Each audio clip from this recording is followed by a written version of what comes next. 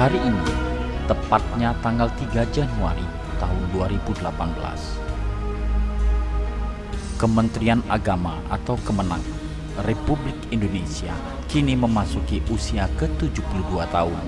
Hari jadi Kemenang inilah yang biasa disebut dengan Hari Amal Bakti. Hari Amal Bakti pada tahun ini bertemakan Tebarkan Kedamaian. Hari jadi Kemenang ini mendapat perhatian khusus dari Haji Mularis Jahri yang juga calon wali kota Palembang mendatang. Kepada tvsumsel.com, Mularis menanggapi Hari Amal Bakti ke-72 ini dengan mengucapkan Selamat Hari Amal Bakti ke-72 kepada Kepenak Sumatera Selatan dan Kota Palembang.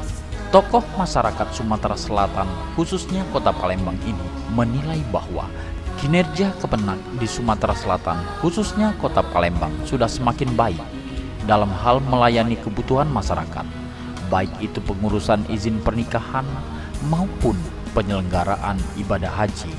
Namun Mularis berharap dengan bertambahnya usia dari Kemenang ini dan semakin kompleksnya tantangan zaman ke depannya, Kemenang harus mampu memberikan pelayanan yang lebih baik lagi dan lebih profesional kepada masyarakat khususnya Kota Palembang.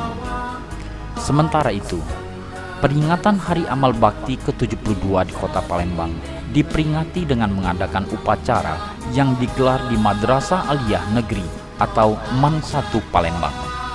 Kepala Kemenang Palembang, Darami, yang sempat diwawancarai media usai upacara mengatakan bahwa ke depan Kepenak Kota Palembang terus berupaya akan lebih baik lagi dan lebih profesional lagi terhadap pelayanan masyarakat.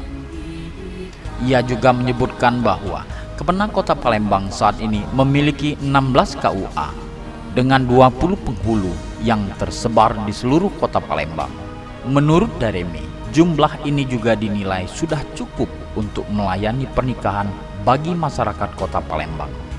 Selain masalah pernikahan, Kepenak Kota Palembang terus mencoba untuk meningkatkan pelayanan pelaksanaan haji, baik dari pendaftaran hingga pemberangkatannya.